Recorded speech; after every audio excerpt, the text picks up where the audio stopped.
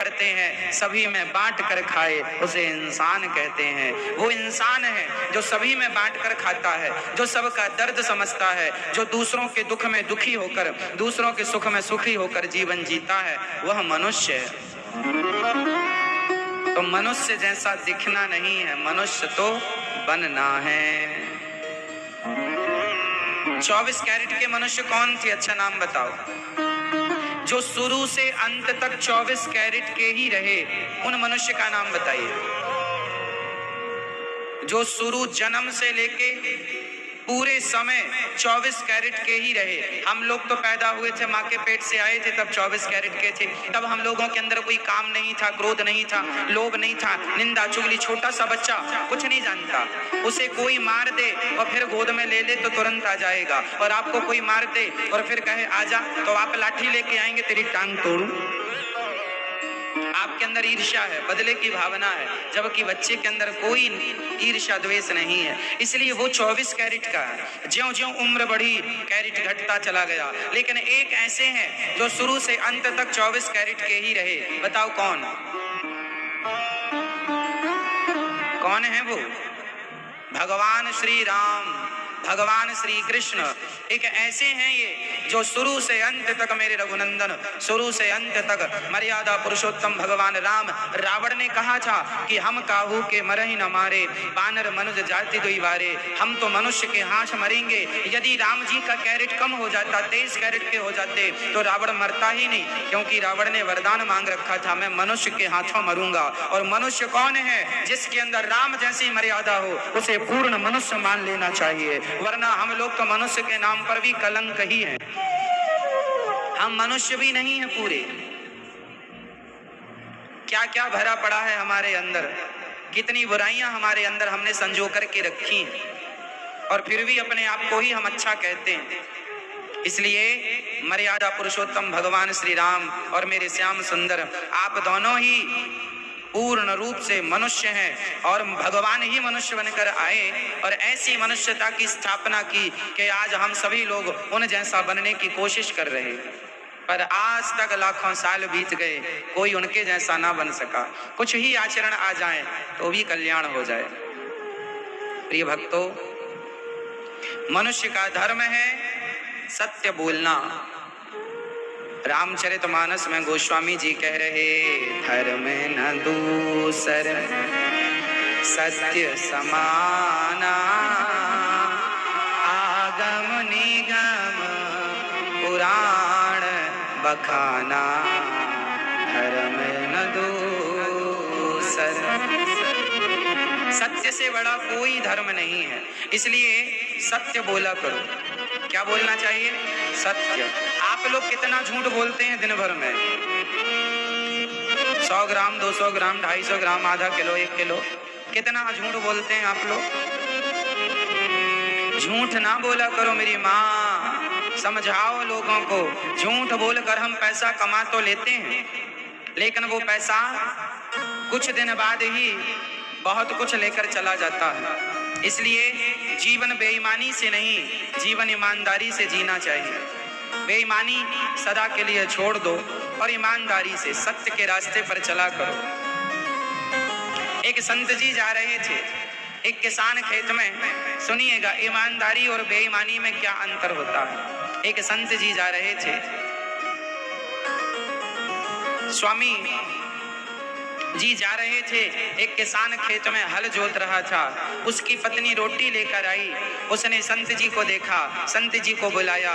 किसान ने चरण धोकर संत जी को एक पेड़ की छांव में बिठाया और पत्नी ने जो भोजन लाए कहा, अरे क्या रखा है सूखी रोटियों में, हमारे घर चलते तो 56 भोग खिलाता। संत जी ने कहा अभी बताता हूँ। संत जी ने उस किसान की एक रोटी अपने हाथ में पकड़ी और वो धनवान जो था उसकी भी एक रोटी या पूरी जो भी थी संत जी ने दूसरे हाथ में पकड़ी और दोनों को निचोड़ दिया, दबाया। और जब निचोड़ा तो संत ने जब निचोड़ा तो जो किसान की रोटी थी उससे दूध टपकने लगा, और जो उस धनवान की जो पूरी या रोटी जो भी थी उससे खून गिरने लगा, रक्त टपकने लगा। संत जी ने कहा देख ले, ये जो किसान है ये मेहनत करके ईमानदारी से कमाता है तो इसके भोजन में इसका आहार दूध की तरह शुद्ध है, और तू बेईमानी से धन कमाता है, इसलिए तेरे अन्न में भी वो बेईमानी का जो तूने लोगों का खून चूसा है वो खून तेरे भोजन के द्वारा लोगों के अंदर जा रहा है। इसलिए ईमानदारी की रोटियां खाया करो। बेईमानी, जब आप किसी का खून चूसते हैं, ठगते हैं, हड़प लेते हैं धन को, तो क्या होता है, वो खून आपके भोजन में मिल जाता है, अर्थात वो बेईमानी आपके भोजन के द्वारा अंदर जाती है। जो जो आदमी आपका अन्न खाएगा उसकी बुद्धि भ्रष्ट होती चलेगी। इसलिए बच्चों को ईमानदारी की रोटियां खिलाइए। आज लोगों के पास धन बहुत है फिर भी शांति नहीं है। कारण क्या है?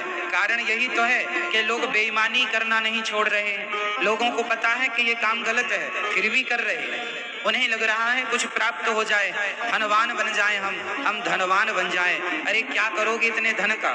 जितना आपकी मेहनत से कमा रहे हो वो बहुत है। बेईमानी के करोड़ों कमा कर करोगे क्या?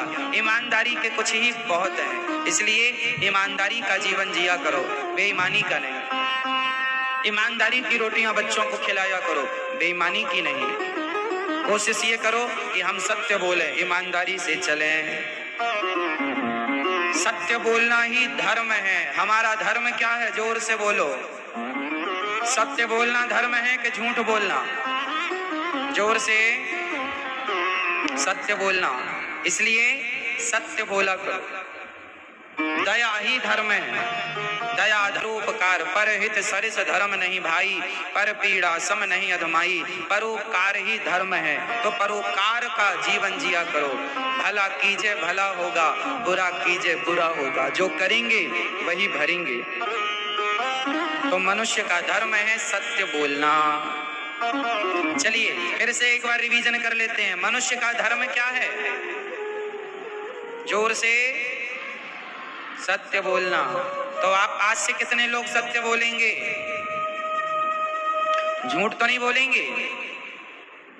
हाँ या ना? सत्य बोलेंगे।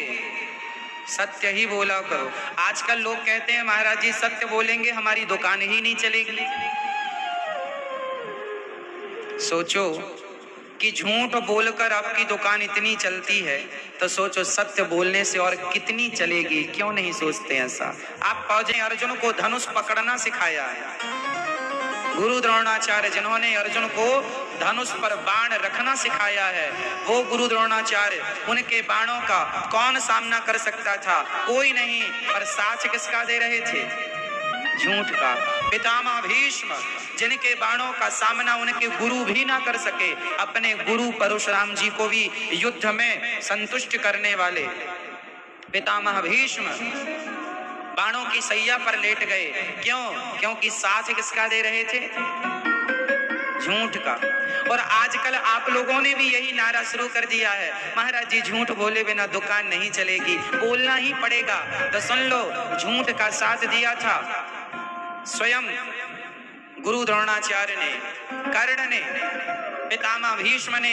जब ऐसे दिग्गज लोग झूठ का साथ देने से मिट गए तो आप और हम कौन हैं? कितने दिन टिकोगे झूठ की साया में? झूठ के साया में कितने दिन सुरक्षित रहोगे? इसलिए सत्य की नमक रोटी खाया करो, असत्य की, झूठ की, बेईमानी के 56 भोग ना खाया करो। क्यों जी? ईमानदारी और सत्य की नमक रोटी अच्छी है या बेईमानी का 56 भोग अच्छा है? आप बताएंगे अंबिकापुर वाले, बताइए। ईमानदारी की नमक रोटी अच्छी है या बेईमानी का 56 भोग? खड़े होके नहीं बताना, मैया बैठ